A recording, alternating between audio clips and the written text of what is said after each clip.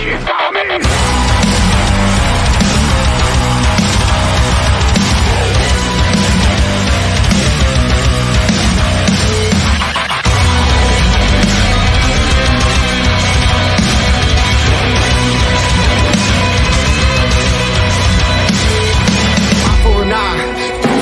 I'm telling you fools that I got nothing left to lose. Broken and bruised, black and blue, still on the move. And I'm showing the world I still got a lot more to prove. Now I'm coming out, swinging for your phone to ring. Standing there bleeding, yeah, you know what I bring. Know what I mean? Dark when the bell is rung, cause it's a little too late now to get up and run. Get up and run. You're broken every part of me. I'm putting it up, beating down. I keep rising higher, higher, higher now. Don't fuck with me. Never gonna hold me down. I keep rising higher, higher, higher. The world can't stop me now.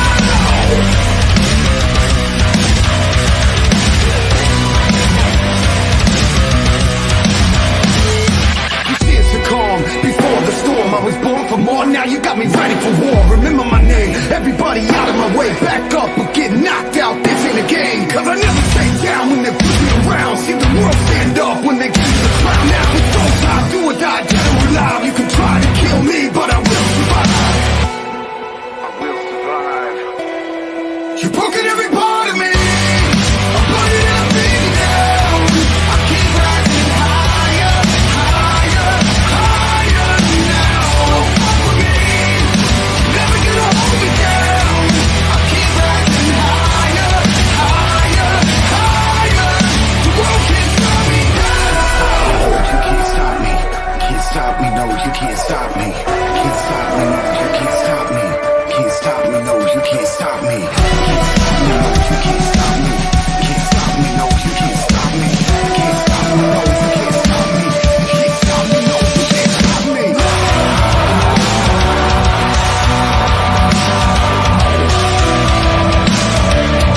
Can't stop me. No, you can't stop me.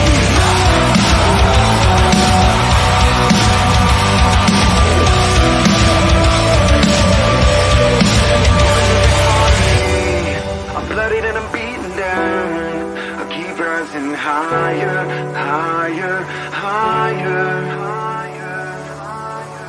You're broken every part of me. I'm bloodied and I'm beaten down. I keep rising higher, higher, higher now. Don't fuck with me. Never gonna hold me down.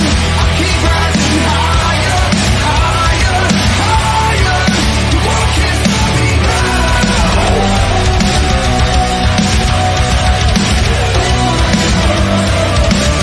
Can't stop me, no, can't stop me.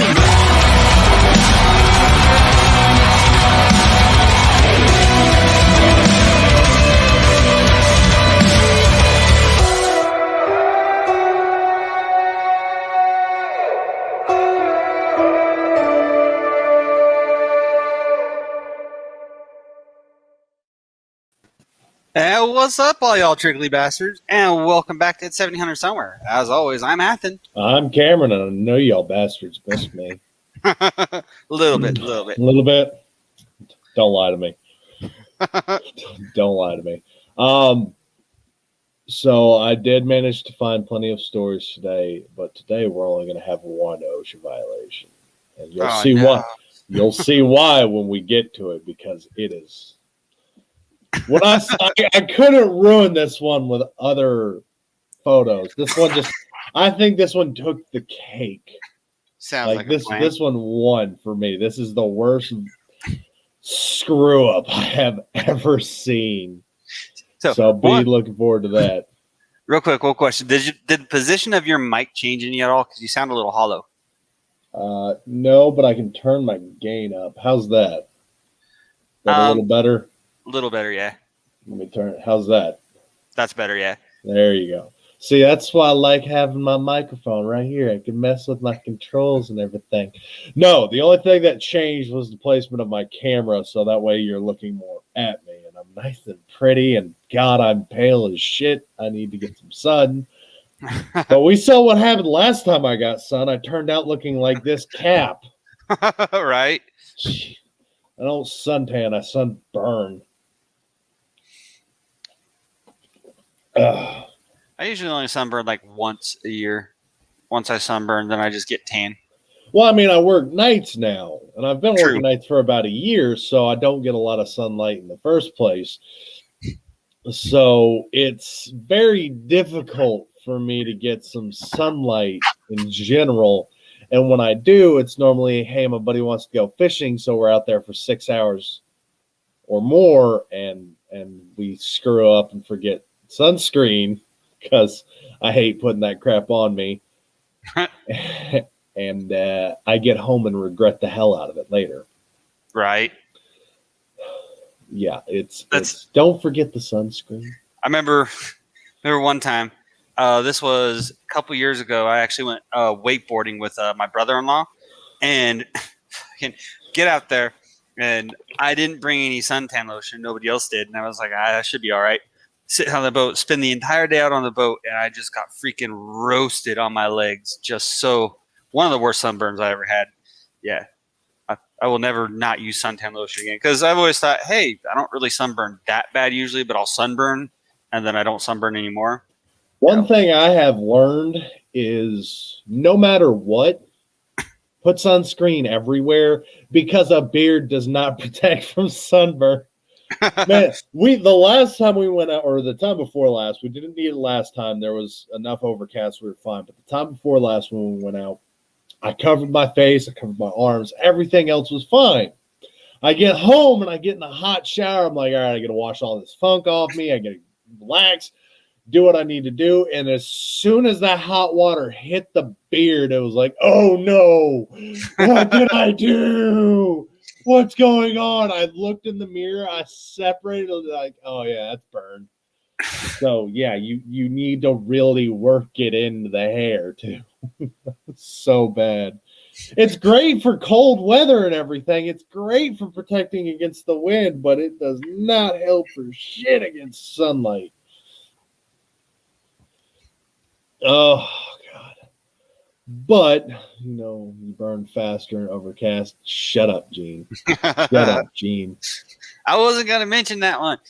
We did. The first time we had a little, it wasn't as thick overcast as it was last time we went out.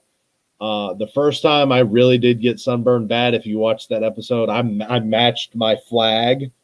It was overcast and we screwed up because it was just sunny enough to burn us, but not enough to where you could feel it burning you. So we kind of learned our lesson there. I say kind of because we really don't like sunscreen. We have it on the boat every time, regardless. That will never change. We always have it, but we don't always use it. But we're going to get into our stories today. Y'all know I love doing wacky animals. I got to have them. But this is kind of weird. March 25th, police in Wisconsin responded to a nursing home where an officer had to play football and ended up tackling a deer. That's right. The Wausau Police Department said their officers were dispatched to this nursing home after witnesses reported a deer was wandering the building after it had crashed through the window. The department shared the body cam footage of the officers chasing the deer through the video, and we will watch that footage. One of the officers, Aaron Carlin, a former college and Canadian professional football player, was able to tackle the deer so it could be transported outside. Seeing as how Officer Carlin led a previous life as an elite football athlete, we'll give a nod to the UW Stevens Point football and the Alouettes de Montreal for helping him be ready to tackle this call, the department said. The deer was not seriously injured and was released back into the wild. Now let's pull that footage up. Do Athen, if you'd be so kind. Yep, right there. Uh-oh. Hey, do we have a shield by chance? Watch this thing come around and just deck me. Where is it? Nursing station, take a right. Is it in a room? Is it in a room? No, it's in the hall, get the hall scared. It's a smaller door. It's supposed to be the window. Where's the window broke? It's down here. Holy moly. I know. Oh, yeah. Oh. What's what is that? An outside door? That's How does it open? Just push it? Okay.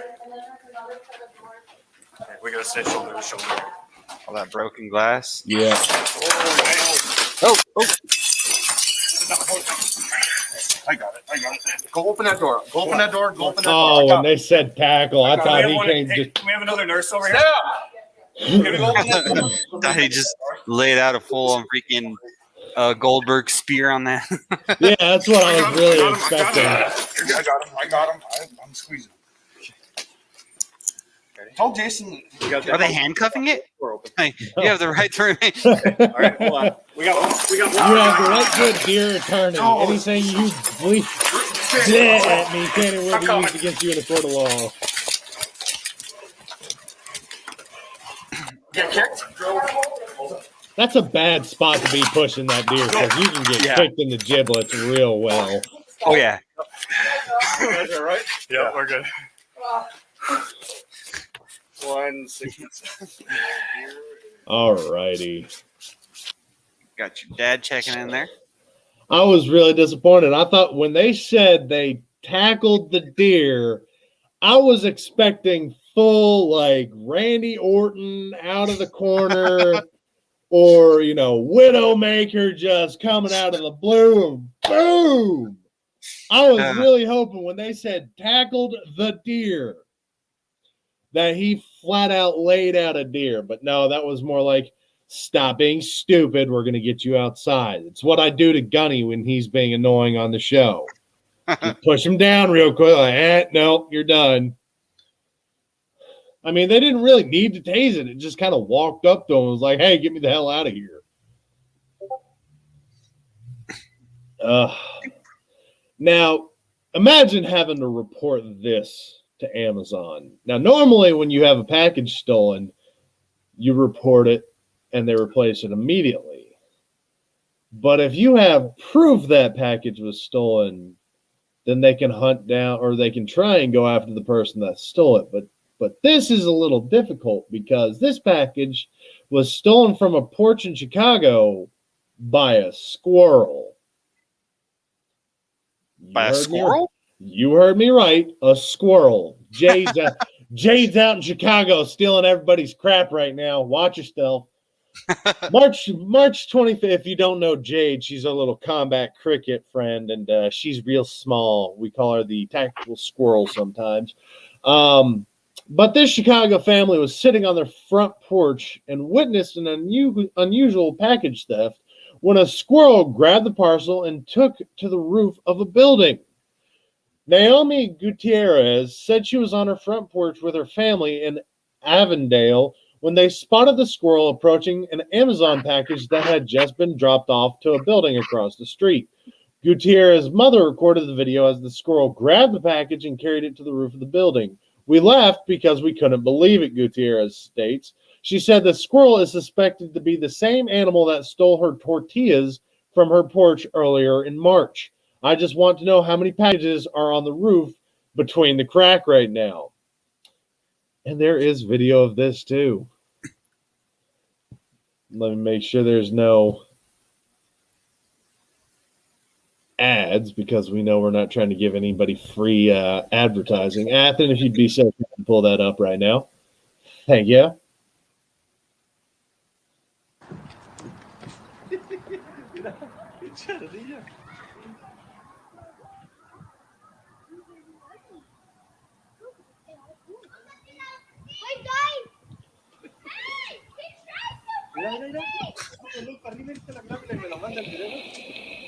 I'm guessing there must be food in there or something.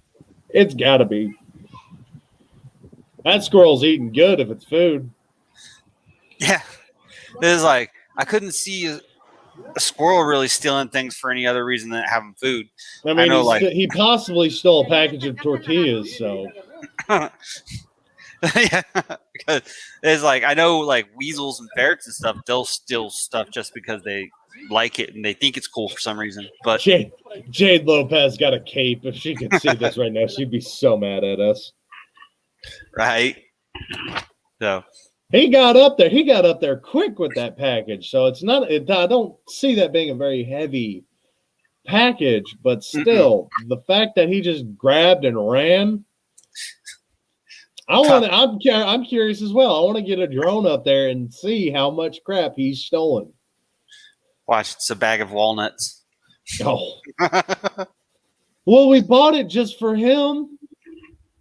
It was his bag, and we just had it shipped to our address. It's fine. It's fine. That way he doesn't have to work as hard for Storm for the winter, you know? Yep. There's not a lot of trees for him to hide his nuts, so we just buy it for him, you know. We don't like that he litters, but, you know, he doesn't know how to recycle, so we can understand it. Now, this is a big bird. When you hear this, imagine big bird, big emu bird. Police are warning aggression of RHEA bird, so it looks like a big-ass emu on the loose in England. Yep. March 26th, police in Britain are warning residents of a town to beware of multiple rhea birds spotted running loose in the area. The Hertfordshire Constabulary said the rheas, smaller cousins of the ostrich, have been seen running wild in residential areas along the busy M25 road in the Three Rivers of England. Police warned residents to steer clear of the bird if they're spotted in public. Unfortunately, we have received reports of them attacking dogs and deer. So we asked dog owners to be vigilant when out walking. Police Constable Christian Gottman of the Ricksmansworth and District Safer Neighborhood team said police said they have been unable to identify the owner of the birds to determine their origins. These birds are certainly an unusual sight on the street of the Three Rivers, and we want to reassure the public that we are working in partnership with the Three Rivers District Council, Highways, and our Rural Operational Support Team to come up with a plan to capture and rehome the birds to a suitable animal reserve. Yeah, attacking deer and dogs and stuff like that. I mean, these are a dangerous animal. Like they got some claws. I agree, and they got hard beaks, and they got a rubber neck. They're giant, evil geese. Well, they're effectively the closest approximation to dinosaurs we have. These emus, ostriches, and cassowaries, and I guess this thing now. Well, I mean, geese are already evil, but it's basically a goose on steroids. Yes. I just want to know, like, I'm gonna pull out of this article a little bit. Who the hell names these places? Like the Three Rivers District Council, Highways, and our Rural Operational Support Team. That's a long name. Like, what the hell? Like, hey, we need to get a hold of the Three Rivers District Council, Highways, and our Rural Operational Support Team. Like, do they? At least in America, I don't know, not in the article, but at least here in America, we just say cops, FBI, stuff like that. We have acronyms, we have shortened versions of it. Over there, it's like, we need to get a hold of the dictionary name. Can you read the organization to me again?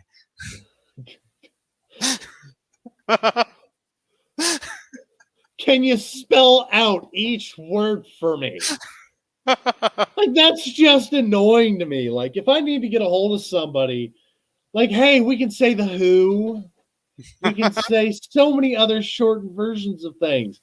Over there, it's just, hey, we need to get a hold of these guys. What's that? This book is their name. You tell me I got to read this whole book to say their name? Yep. No. Ridiculous. Britain. Now imagine having this good of a boy. Ontario dog stopped traffic to rescue their owner while they were having a seizure. That's right. This is a good boy. An Ontario dog is being hailed as a hero after she stopped traffic. Oh, good girl. To get help for her owner who was suffering from a seizure. Haley Moore of Ottawa said she was walking her 1.5-year-old dog Clover through her family's Stittsville neighborhood last week when she had a seizure. All I remember is waking up in the ambulance and being really confused, just like what's going on. A neighbor's security camera filled in the blanks in the story, showing Clover checking on Moore before running into the street to stop a passing truck. It was really impressive. The dog actually blocked my way. She kind of backed into the road and blocked my truck, said Dryden Ottawa, the driver of the truck. Another passing driver, Daniel Pylon, stopped to help, and Clover then ran off back to her home. You could tell she didn't want to leave her even when we were with her, but I think it just came to her that she was like, I need to go home to let them know she needs help. Moore's parents, Randall and Diane Moore, said the neighbors heard Clover's barking and accompanied her to the door. The dog led them to where Haley Moore was awaiting an ambulance. Moore was not seriously injured during the incident, but doctors still haven't determined what has caused the seizure. If this ends up happening again, I feel 10 times safer, and I know she will be there for me, Moore said. You know how good animals are, and she's really an amazing dog, and I love her to death. Moore said she is grateful for the help of her neighbors and the outpouring of support since her seizure. I don't know how to fully express how appreciative and grateful for all the support that I've been given for the last week's incident. Last week was a roller coaster full of emotions and very eventful. Again, thank you everyone for everything, she said in her Facebook post. Moore's parents said they rewarded Clover for her heroism with a big, juicy steak. Did it say anything about what kind of dog she was? No, but I have a video of it, so you can kind of guess it yourself. I'm betting it's a terrier of some sort. It's a big old floofy dog. All right, go ahead, pull that up real quick. Clover and I were on our. Oh, that's a and retriever. That I think. don't remember what happened. Either that or American All Eskimo. I remember was I woke up. We're not going to watch this whole thing. Action, and she helped. Does that look like a lab to you also? In my life, and I'm very. I've never seen a white lab. So I was just leaving for work. Doesn't Where's quite the- look like 9:30 in the morning. Dad, you and know I just dogs turned well. around What the is corner And this? saw Clover in the middle of. After that, Dad knows dogs. He loves doing show dogs. So It's not floofy enough to be an American Eskimo. Otherwise, I would say it looks exactly like an American Eskimo. yeah, he should know if he's still watching. He'll be able to tell us what kind of dog that is. I have no idea. It's big, it's white, and it's floofy. Maybe it's an American Newfie, maybe, but Newfies are usually more curly, aren't they? Mm-mm. I have a boxer and a lab. And I mean, both, it could be an American Eskimo cross with lab. Kyrie thinks it's Pyrenees mix. A Pyrenees, maybe. Yeah, Great White, yeah, maybe. But it looks like Dad dipped out. Booger. Now, this next article gave me a little bit of a headache finding it. San Francisco poop testing company has been charged with fraud.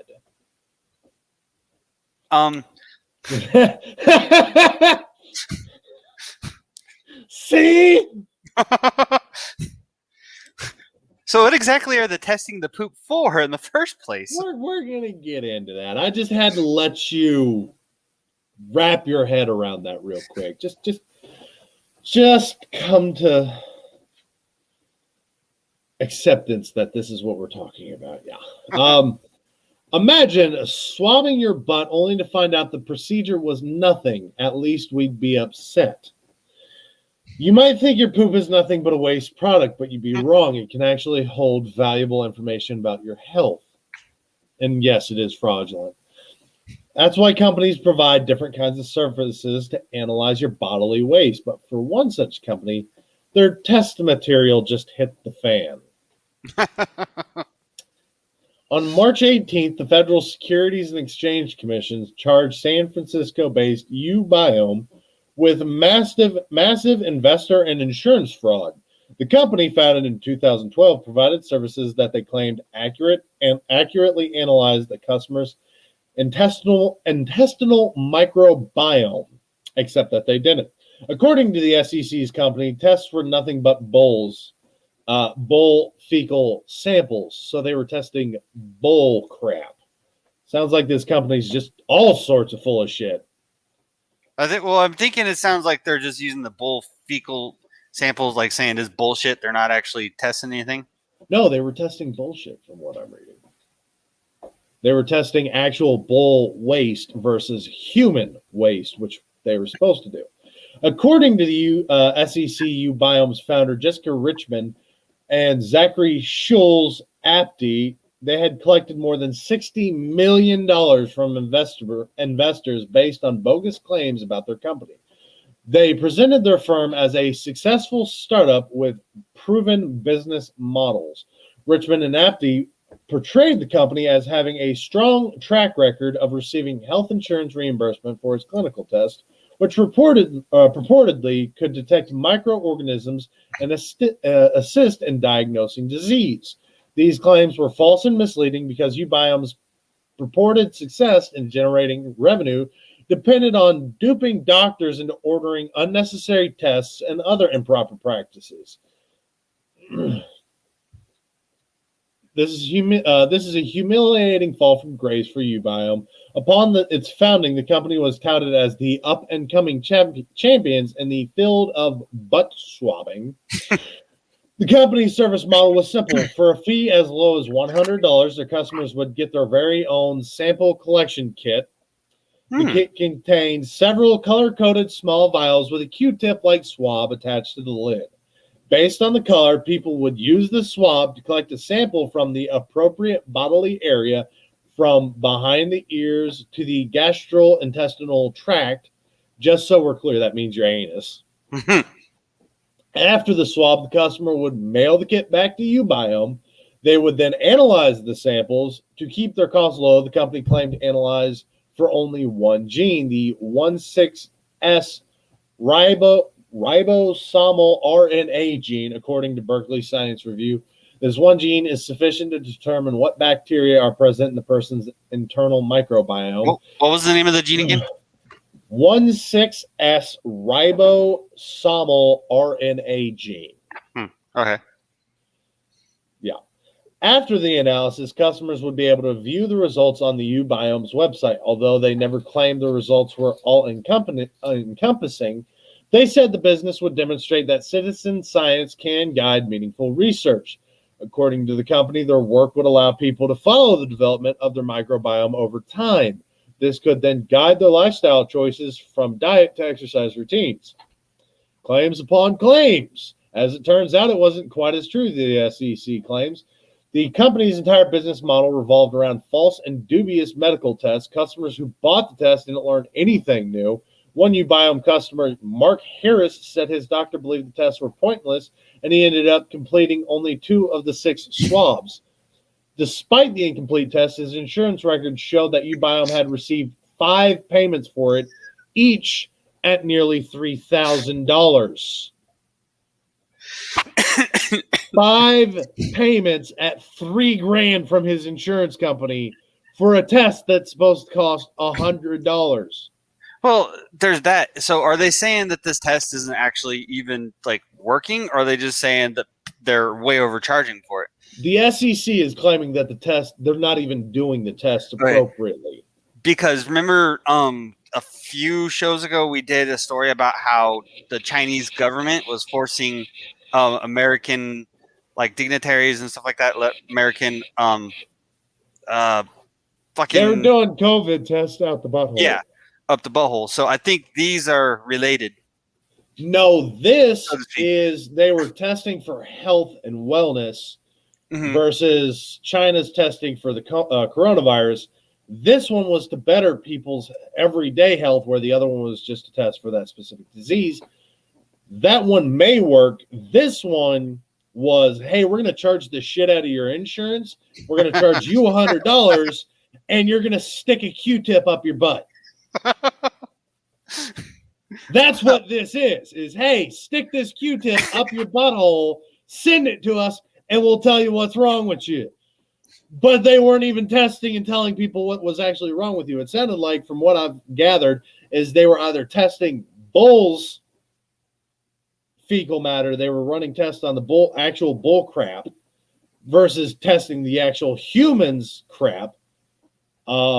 And they also lied and said that they were only charging $100 for the test, whereas they were actually charging close to $15,000 for the tests. Yeah. Okay. I'm going to look up something if I can find it real quick. So keep going. Okay. To hide their shady practices from investors and insurers, the SEC says UBIOM gave them falsified or outdated medical records. This allowed them to keep raking in money from investors and insurance claims. But with a paper trail as massive as it is in medical testing, it should come to no surprise that eventually their cover got blown in 2019 after the company officially shut down, but not before the FBI raided their offices. Richmond and Apte's efforts to conceal practices unraveled, which led to UBIOM suspending its medical test businesses and entering into bankruptcy. In addition to claiming insurance and investor fraud, the owners sold their company's stocks. Richmond and Apte were each enriched by millions through selling their own UBIOM shares during the fraudulent fundraising round. Aaron Schneider, director of the SEC San Francisco regional office, has stated UBIOM's reputation as a fast-growing biotech pioneer was built on deceit. Investors are entitled to know the material risks of the companies they are investing in, no matter how transformative those companies claim to be. The sad part about it all is that microbiome testing can genuinely help medical procedures. According to doctors, actual doctors can analyze the bacterial balance and draw conclusions on what might be ailing the patient. We can only hope fraudulent companies like UBIOM don't end up undermining public trust in medical science. It will. It 100. Many people already don't like doctors. I'm one of them. Insurance is a giant scam as is, and if you actually ask for a itemized receipt from your doctor's office, many times that bill will half, if not reduce by about 80%. Just because they throw anything and everything on there they can charge you for. Mind you, we do have to pay a good amount for medical procedures and certain aspects like that. But some of the like I've seen a bill for a woman that had just given birth that was charged for skin-to-skin contact with her child after the baby had been born. They'll charge for all kinds of stupid things. But you know what's the weird thing? So what I was looking up is I went into the article and I found the name of the gene that it tests for. And just Googling that gene, I got a website where I can go and buy my very own, not from that particular company, but very own fecal swab kit. And you're going to stick a Q-tip up your butt? It is only $936 US. Oh. Oh, at least UBIOM was charging the people $100 in the insurance money.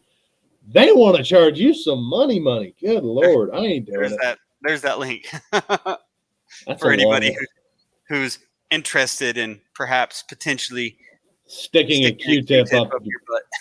Hey, man, there's some people out there that like that stuff. Don't do it. Don't fall for it. Now, this article made me so happy. Oh, this article made me so happy. Oh, yeah? Maine is considering legalizing Viking funerals. Bro, for those of you who don't know what a Viking funeral is, they take an old boat or build a boat on wood, line it with some of your riches, some of your friends and family donate something that they held dear to them. They put it on the boat with you. They push that boat out, and they shoot a flaming arrow at it. And that boat burns while you're being cremated as your boat goes out to sea, or in certain cases, a lake, and eventually sinks and goes back to the water. Now, if y'all remember, we covered about a year ago, it's been a while now, where a family actually did a Viking funeral on a lake, but they used a crap ton of fireworks and actually caused the boat to explode, sending the body everywhere, just everywhere. Oh no, I got hit by a piece of grandpa. There once was a last name Jill who used dynamite stick for a thrill. They found her vagina in North Carolina and bits of her tits in Brazil. There's your old Irish rhyme for you for your day. But no, this one, it's actually, don't use explosives, don't use tannerite, gasoline, you're pushing it too much and it will explode. But the Maine is actually considering legalizing Viking funerals, and I thought that was awesome. I was just so happy about that. So y'all know what my will's going to say. Y'all's asses are going to have to haul my big ass out to Maine, make an old wood boat, push that bitch out, and light it on fire. Just saying, James. That's the way I want to go out, raining down on all my loved ones. You're the guy that wants to have your body separated at Disney World without being cremated. Got it. I was so happy. But the new bill has been submitted to the Maine State Legislature's Health and Human Services Committee. Would legalize open-air funeral pyres. In other words, this is the closest you can get to the actual Viking funeral. The picture of the legendary Viking funeral practice has become synonymous with literally going out in a blaze of glory. And there's just something about having your earthly remains disposed of by setting them off on a burning boat. That's so cool. So they said funeral pyres were already legal, but now they want to make it so you can do it with a boat? No, they're trying to legalize funeral pyres is what they're doing. Okay, but that's not the that's boat. That's the closest they're going to get to the Viking funeral. Okay. From what they're allowing the pyre, whereas, I mean, I feel as though what are they going to do? They're going to go out with a freaking fire hose and put your burning boat body out and drag you back and say, "No, you got to cremate them the right way." No, just put me on a boat, push it out there, light that son of a bitch up, have a moment of silence, say your prayers, whatever, and run. I don't understand. I don't understand why they're what's the reason they're saying, well, we can do pyres but not a boat? Because I would figure there'd be more risk involved with a pyre than there would be with a boat on water. Not necessarily. With a funeral pyre, most of the time you have to prep the actual area and you need to have some kind of way to put the fire out close at hand. True. So most of the time for a situation like this, I imagine they would have the fire department actually involved. Whereas if you light a boat on fire and push it out to the water, if a current takes it, if another boat passes by, if somebody spilled oil or gasoline onto the water, if there's floating debris nearby, it could push into land. It could push into that garbage. It could push into any number of things. It could run into a fishing boat, and it could risk catching that on fire. And you don't have the fire department or a means of readily putting that fire out. That's why where that fire is at. But that's why in those types of situations, I mean, in lots of places that have large lakes or, are coastal, they'll have, vehicles, aquatic vehicles for the fire department, first of all. But then you could also put an escort boat out there to escort the little boat while it's burning until it's burnt and sunk, or to, make sure the area is clean. I mean, the easiest thing I see doing would be get a biodegradable rope, so a natural rope like hemp, not nylon, cotton, stuff like that. Take a big rock, so you're not just leaving metal out in the middle of this lake. Take the boat out to where you want it to be at, drop that rope anchor, and then light it on fire there. Mm-hmm. And that way, at least the boat can start to burn while it's in a safe anchored location. You can verify everything around it's clear. Mm-hmm. Once that rope's burned, you're kind of SOL. But that would be the way I could see doing it efficiently with mitigating most of those risks. Because at the point that rope is going to burn, the boat should already be, if you anchor at the stern and you light the bow on fire, by the time that fire gets to the stern where your rope is, the boat should already be in enough damage where it's getting to the point where it's about to sink. Especially if we're actually using rope. Yes. because rope is a steel wire. So Remember Just- Navy terminology. A rope is a steel wire. Steel wire. yeah. But that's how I see doing that, doing an actual Viking funeral in a safe manner. Now, I'm telling y'all, for me, just get the wood boat, drag it out to sea for a little bit, light it on fire, have your moment of silence, prayers, whatever you want to do, and then run. Let whoever finds me deal with that problem.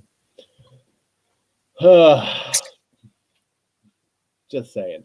Now, I used to hate roller coasters for situations like this, but I enjoy roller coasters now. But I can tell you, if I got put into this situation, my love for the adrenaline would change very, very drastically, because these teens were stranded for 2 hours on the slingshot ride after the cable snapped.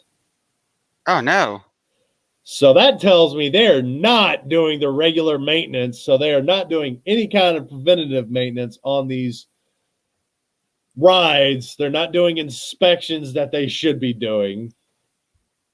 But this is a Florida story, but it is not our Florida stories yet.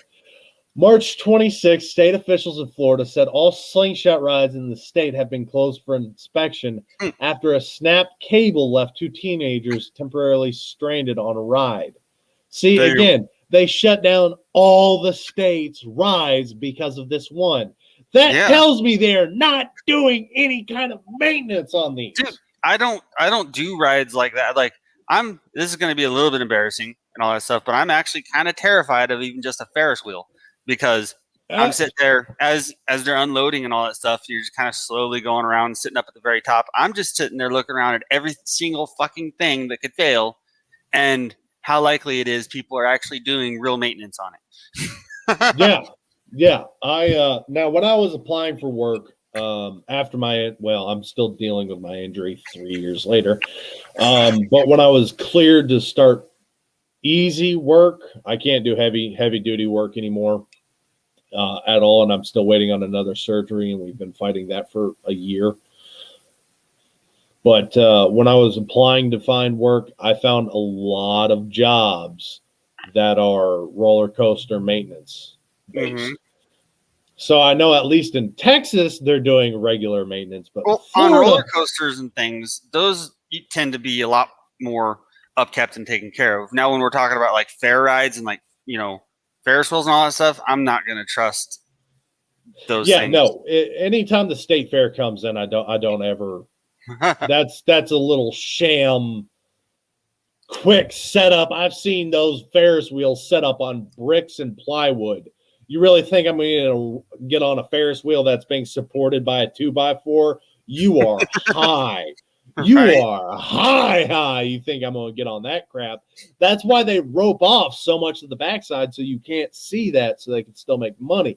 As long as it looks safe, people are willing to ride it. But when you actually go and look at those, I would never personally get on a roller coaster. I mean, look at how many lawsuits that these little impromptu setups have. How many times they've been sued because something went wrong. They don't do maintenance. They tear it down, throw it up as quick as they can, and they hire people that just put it together like, oh yeah, there's an extra part, just means I'm good at my job. No, it doesn't work that way. Just because you have an extra part doesn't mean it's a good thing. It's like me putting a gun back together and saying, oh hey, I have an extra spring. I guess I'm better at building my gun than the guy that made it. No, it doesn't work that way. When I was on the Navy, a lot of equipment I'd work on, like especially in connection boxes and all that stuff, after I'd be done, I'd have all kinds of washers left over and all that stuff. People would be like, what's that? Spare parts. But it's like inside of a connection box on your pen board, the washers in there don't really matter that much. So now, I never had spare parts on a submarine. I had old abused parts that we replaced. Mm-hmm. But no, I'm not getting on a state fair roller coaster Ferris wheel. But, I mean, Florida doesn't even do any. Those slingshot rides, I'll tell you right now, are some of the most risky rides you get on. Mm-hmm. Now, the only one I can say from my opinion, again, this is my opinion, the only one I can say that is more risky is, those dead drop slides at water parks. You go over the hill and it's straight down. I'm okay with those ones. Those are more risky only if you do something stupid. Example would be you use your legs or hands and you push off the back. Like freaking. Here's how I feel about Ferris wheels and all that stuff, like the carnival rides and fair rides and all that stuff. I would rather ride the Colossus at Six Flags over riding one of those. We just got a doorbell, so you continue on. I'm gonna go and check America real quick. And what the Colossus is at Six Flags it's a wooden roller coaster. I want to say it's one of the largest in America or one of the oldest in America, and it's like a full wooden roller coaster. Let me see real quick. Let me look it up. Remember, I've ridden on it a couple times when I lived in Southern California when I was a kid. Let's see. Oh. Okay, it closed down in 2014. Huh. Okay, so now, and it came back to 2015 as a hybrid roller coaster called the Twisted Colossus. Roommate ordered food. Okay. We don't have people that come to our house often. Most of the time it is for food. However, what was it? It was either last 4th of July or last New Year's before the last one. We had a drunk gentleman come to our house at 11 at night. And he had been an ass during the fireworks. So now when we hear doorbells, we typically come a little prepared now. So that the Colossus I was talking about, the Colossus at Six Flags. So that was actually closed down in 2014, but it was the world's tallest and fastest wooden roller coaster, and also the first one with 2 over 100-foot drops. But in 2015, they brought it back as a hybrid roller coaster, so wood and metal. Yeah. But as I was saying, the slingshot and the dead drop water slides.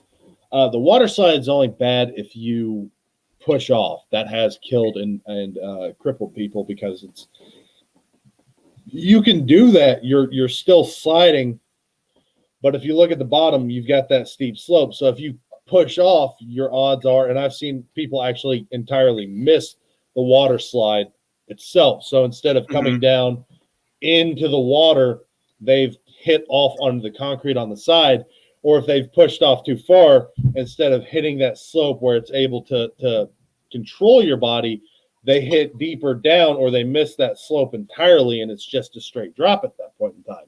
The reason why I say the slingshot is risky, especially now, is saying they don't do enough maintenance on them. Plus, that cable is almost always under tension.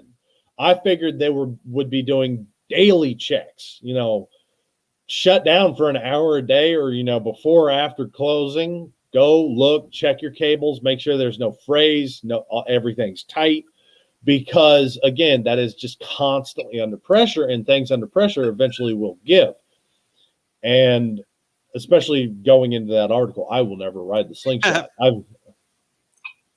But it's like, so I already looked it up and I already knew what it was, but I'd never heard it. As far as I know, it's called the Euphoria coaster, and it has a series of loops that are designed to drain the blood from your brain so you die in a state of euphoria. No one has ever made one that I know of. It was only a concept that was created. It wasn't actually put into effect, but I think that would be an effective way to deal with criminals. It's a humane way. You get to go out with an adrenaline rush, and it would be cheaper than chemical execution. So, but at that point, do we use the restraints in the seats for them? You'd have to. I mean, you'd still have to put you'd put them in, cuffed and everything, and then you take their cuffs and everything off so they can wave their hands and have the fun and shit like that. But I think that would be a humane way to do executions. Would be the suicide coasters. Fair enough. Again, I just looking at cost for, you basically send all the death row criminals that are up for their, and I don't think somebody needs to sit on death row for 20, 40 years. If you get the death penalty, then you've got the time frame, which I think is you can challenge it 2 times, and it's 3 years each. So you get a total of it's about 6 years. So I'd give them about 7, 8 years to try and prove their innocence. But after that, you're sitting on taxpayers' dollar. Prisons aren't going to do it because they like collecting that paycheck.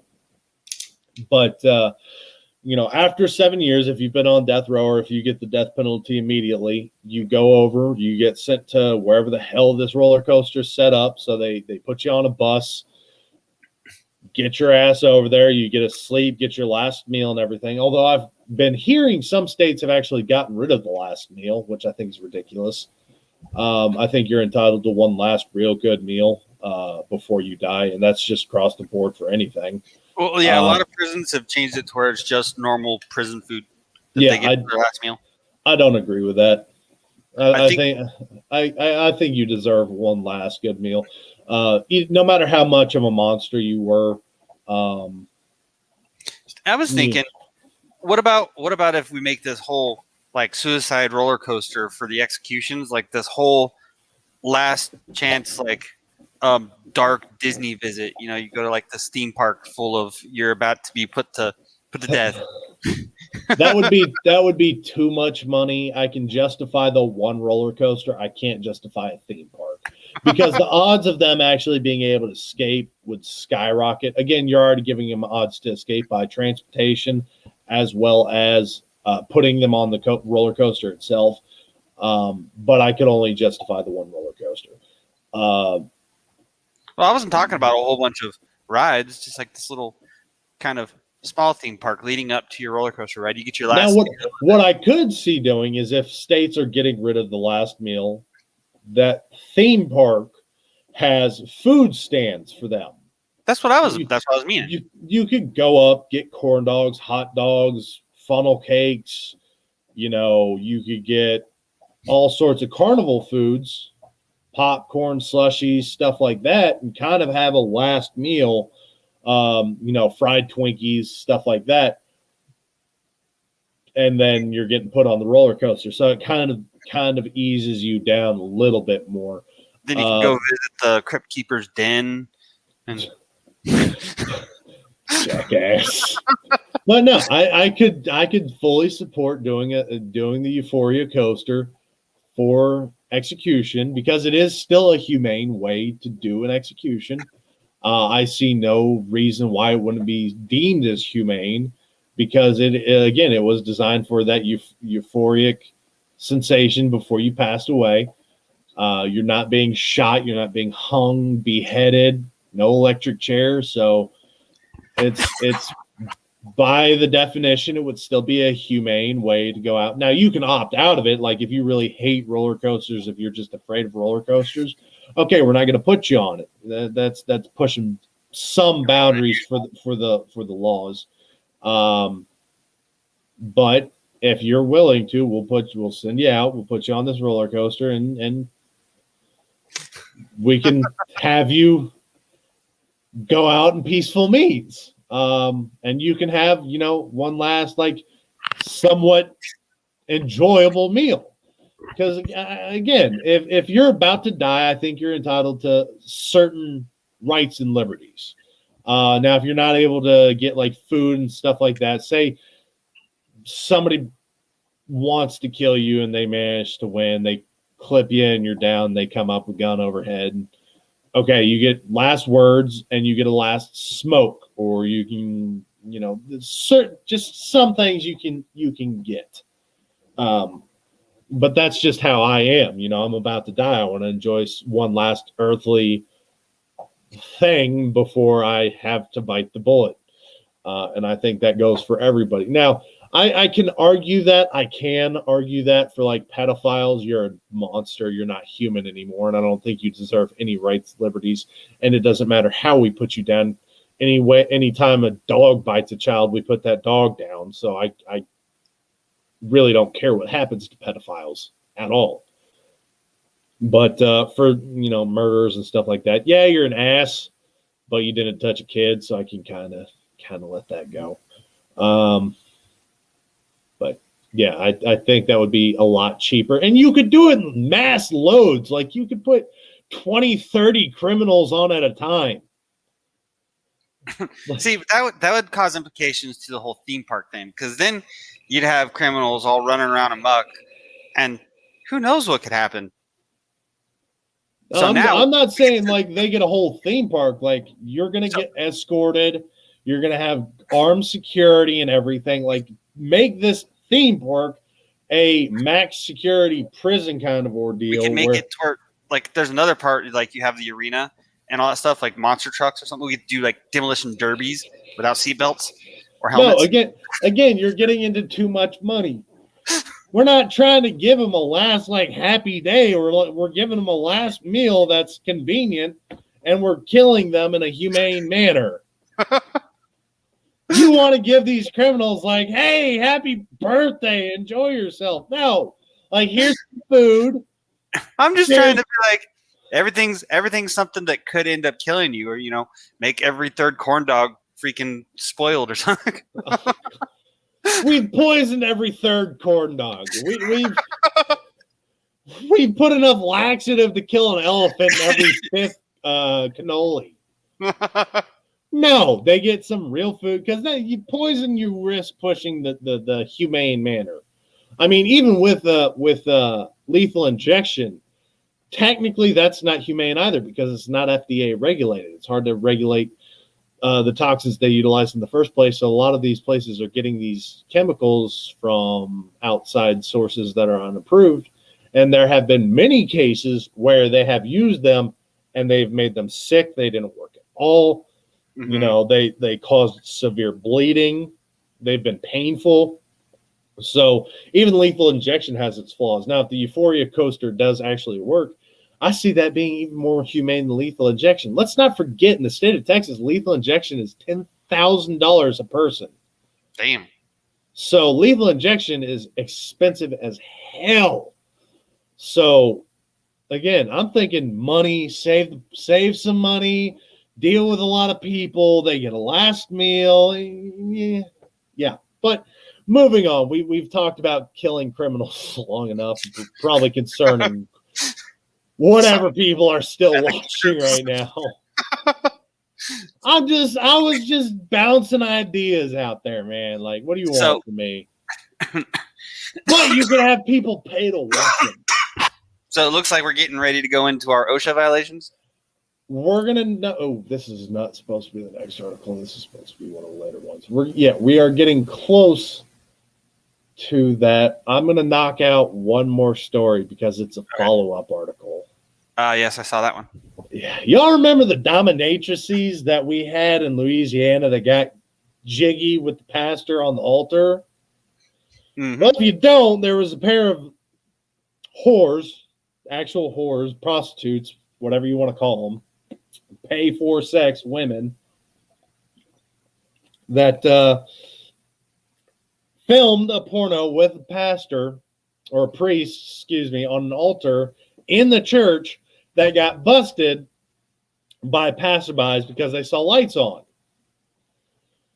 Well, come to find out, they have been finally charged. They've been charged with vandalism. But that's not what I wanted to talk about. So they finally got their charge. This is from March 22nd. They finally got charged for everything. They were originally charged by the police with obscenity following the alleged tryst in September inside St. Peter and Paul Catholic Church in Pearl River, New Orleans. Come to find out, they had to burn the altar. Oh, really? They burned, yeah, because not only were these women wearing corsets and high heels during this threesome, they recorded the threesome on the altar, but they were using stage lights and sex toys on this altar. This altar got desecrated really quick. Well, why just toss some holy water on there and be like, all those things, and it's fixed. So because of this role play and the abuse of the altar, the church actually burned down the altar, had a new one built, and then consecrated it last October. But why can't they just reconsecrate it? I don't think it works that way. Just wash it with some holy water. I don't think it works. I think they were more scared of the fact that they were dominatrices. Like, you see these two leather-clad, like, sadomasochistic bondage women on your altar doing unholy acts. I'm sure the priests have done worse. I can guarantee they've done worse. But they got caught, so they wanted to. I mean, that thing was ruined.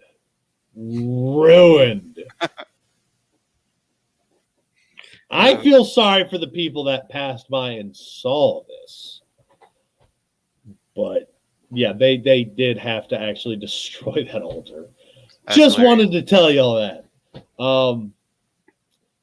But as promised.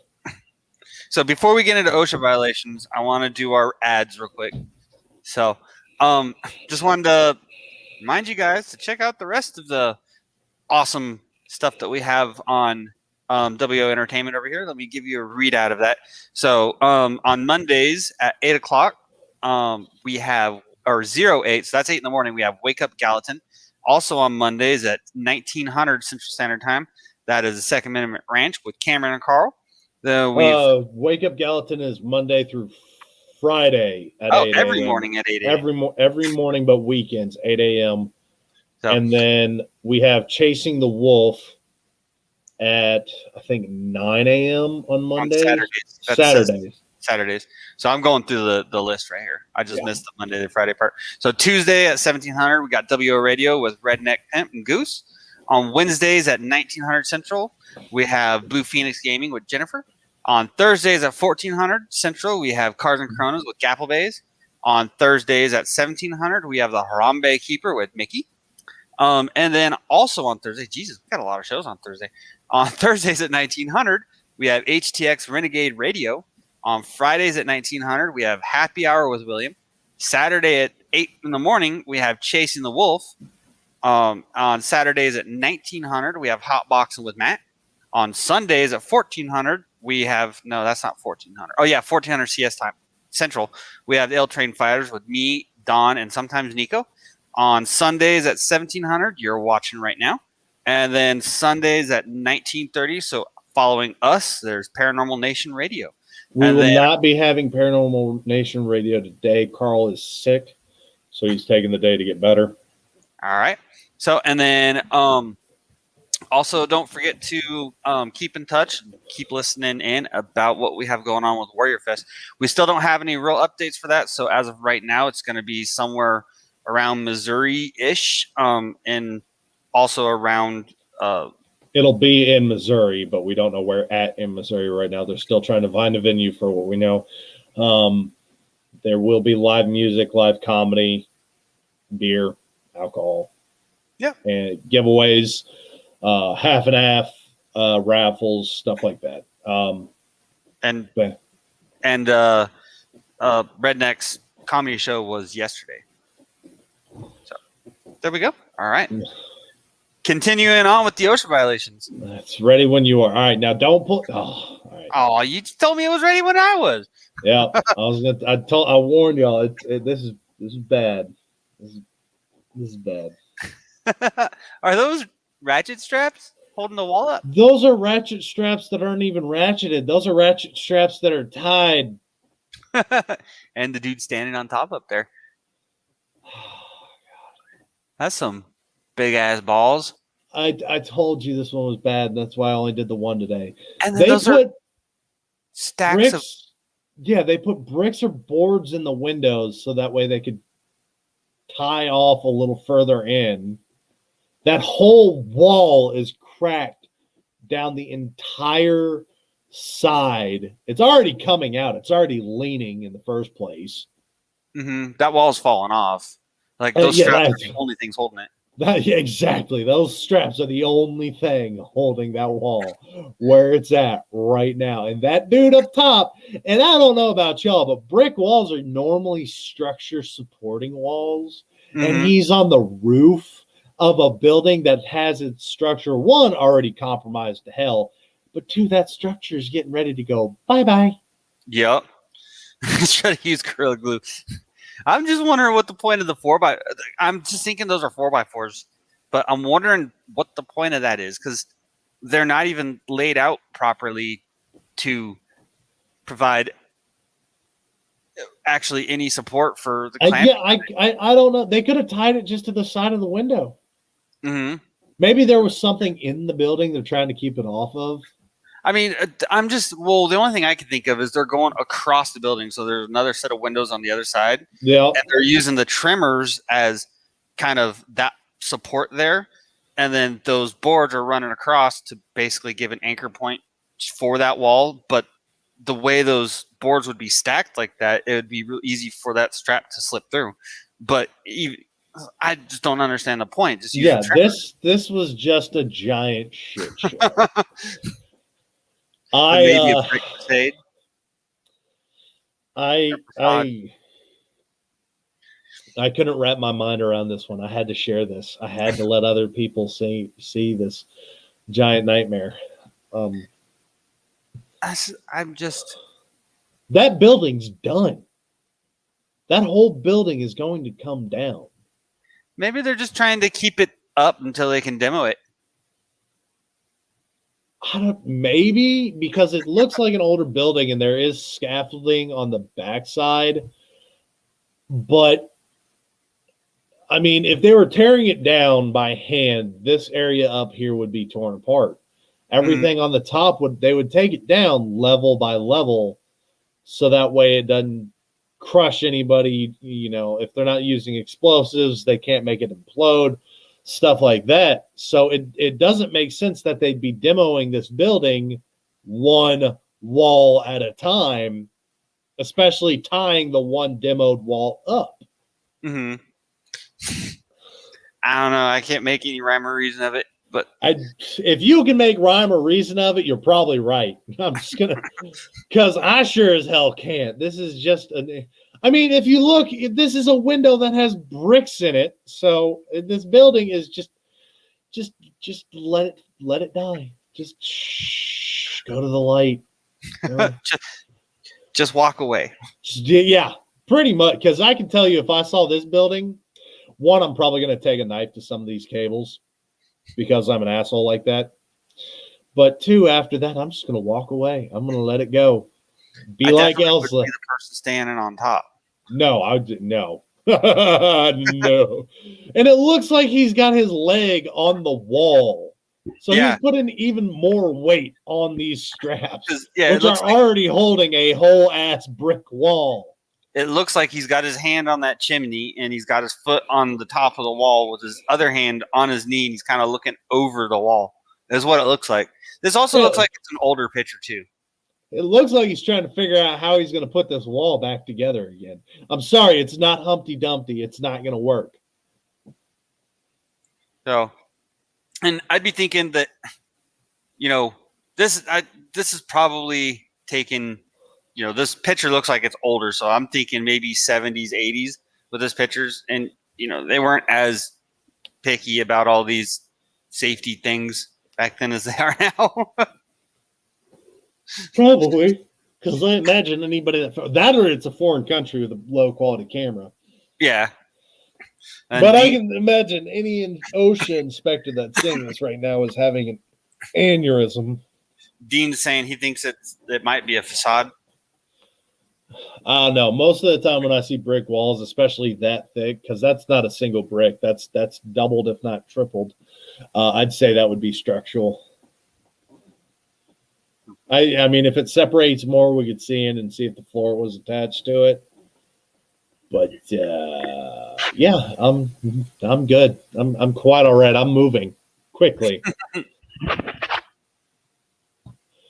But there you go. That's the nightmare I found for OSHA violations last night. Moving on with our articles. A Tennessee woman attacked and robbed 14-year-old trampoline park employee. Now, what? Because I'm not quite sure what that actually meant. Tennessee police say 5 women assaulted a 14-year-old worker and stole her cell phone and headphones Sunday. The victim, an employee, so they hired a 14-year-old to work here. Okay. But the victim, an employee at Urban Air Trampoline and Adventure Park in Memphis, had asked the group to leave, according to the local media. Urban Air is a national chain where children can play on trampolines, rock walls, and gymnastics equipment, along with other items. It also hosts birthday parties. There had been a fight inside the park before the assault. The victim's mother told the station that her daughter and other employees had been tasked with asking the group guests to leave the venue if they were not there for the party. She asked, walking the woman out of the building when they allegedly attacked her in the parking lot. Police released surveillance images of the attack and are asking the public for help tracking down the suspects. Photos show the group of women apparently throwing punches as the onlookers stand behind them. A Memphis Police Department spokeswoman told Fox News Friday that she was not aware of any of the people in the background stepping in to help break up the fight or help the girl. Police are seeking the public's help identifying suspects, and Crime Stoppers is offering a $1,000 reward while the assailants remain at large. What kind of audacity do you have to assault a 14-year-old? People these days just don't. The only thing that matters is like. There's another story I heard just today. I saw it was one of my pop-ups. There was like these 14-year-old girls that actually like assaulted and murdered a Uber driver here recently. See, this is the problem I have in today's society. My dad whooped my ass many times. He got rid of that entitlement mentality and showed me there's consequences to all your actions. The fact that nobody stepped in to help this 14-year-old girl is baffling to me. The fact that there wasn't one man willing to throw hands on somebody else's behalf to protect a minor is disgusting to me. But the fact that these women decided it would be a good idea to attack a girl doing her job, I can tell you right now, I don't care what job I'm at. If you decide you're going to throw hands at me, I'm going to clean your clock. I don't care. I'll get fired and I'll sue that company. But I'm gonna rock your world. I don't care how. I will bite everything off. I'm taking chunks of you with me. A big problem with all this anymore is it's almost impossible because you said you were afraid you were gonna get your ass whooped as a kid. So was I. Nowadays, sadly, you can't really be a parent like that anymore. It's like nowadays, like legit, you get threatened by your kids that they're gonna go to school and tell the school cops that you're abusing them because you grounded them from their mobile device because they refuse to do their chores. Which chores are taking out trash and doing dishes, mowing the lawn, weeding. Well, none of even that. It's doing dishes and taking out the trash is all we actually have. I had laundry, dishes, mow, weed, clean the pool. Oh yeah, I did too, but we don't have a lawn or anything like that, so there's nothing to mow or weed. But you're right. We don't have the ability to punish children anymore. And let's not forget, it used to be in society you could throw hands and that was it. Nowadays, if you win the fight, even if that other person started it, unless you can prove they started the fight, or if you don't have enough witnesses, or if they have witnesses that are willing to lie, you're going to jail for defending yourself because you won the fight. And there's the other fact that if you do win the fight, they could come back with a gun. Yep. So it's not just settled with hands anymore. They want to get the cops involved. And many, many, many people are willing to lie. So if you get into a situation, it's getting to the point where you almost have to have a GoPro strapped to your chest 24 hours a day which is absolutely bizarre. But I mean, with how many cameras are out there right now, if you get into this situation, bite their dick off. Mhm. Do it. Do it. Show them you are batshit crazy. Right? Don't take crap. Don't, let me be clear. Very, very clear here. Don't ever start a fight. Don't do it. Don't be that asshole. You know, we all get aggression. We all get pissed off a lot. I know I do. Don't start the fight ever. Get your phone out, start recording, even if it's just audio. But don't take shit. There's too many people nowadays are weak-willed, soft people. We've come to this submissive society where the aggressors get away with what they want to do because they're willing to be more violent. The first to violence should not win. You need to be willing to do more violent activities to them. It's the old quote is, it is better to be a warrior in a garden than it is to be a gardener in a war. Mm-hmm. Practice violence safely, but don't promote it. So when times come to utilize that violence, you can do it better than the people that are coming after you. And when I say you get in a fight and use violence, I'm not talking about, throw hands, we're going to box and bullshit. No, if you get in a legitimate fight, there is no such thing as right, wrong, cheating, dirty, nothing. If you get in a fight, and I mean a fight, not this MMA crap, do everything. Kick him in the giblets, rip a titty off, pull their hair, punch him in the neck. Like when I say do violence, I mean cause some harm, because you need to be the one that's going home, not to the hospital. Because odds are, especially in a group mob mentality, once they start, they're not stopping. In Texas, you have to stop once they hit the ground. If you're defending yourself, as soon as they hit the ground, it's over, you're done. You have to walk away. The problem with that mob mentality and them assaulting you, look at the riots that Antifa have been causing, Black Lives Matter has been causing. When they have got somebody on the ground, they are curb stomping. They're just kicking the dog shit out of this person on the ground. So don't be the one that goes to the ground in this situation. You need to be the person putting them down. Doesn't matter how many there are. That's why I say bite their dick off. Because as soon as you bite one dude's dick off, everybody else that wants to kick your ass is like, oh, hell no. No, it's gone. So be crazy, be aggressive, do everything. Be the one that goes home. This is just good rant. Disgusting. Yeah, this is just shit like this irritates the hell out of me because nobody stood in for this girl. I'd like to add an amendment to that, James. Take your clothes off, shit in your hand, and then start acting crazy. That'll work too. Nobody wants to fight a naked dude covered in shit. Nobody wants to fight a naked dude, but two, if you got your hands covered in shit, that's toxic damage right there. Like, that's adding +1 toxicity to your hands. Let's go, motherfucker. Let's do this. Man, if he punches me in the mouth, I'm going to be vomiting. I ain't doing this. Exactly. There's no such thing as fighting dirty. Do what you need to do. If you got a gun, good on you. You know, you've got that going for you. If you don't, if you got a knife, a baton, pepper spray, hell, if you got pepper spray, spray that shit on your hands. Let's go. Did he just spray pepper spray on his hands? Yep. Let's do this. Be crazy. Show them you mean business. But stand up for the weak ones.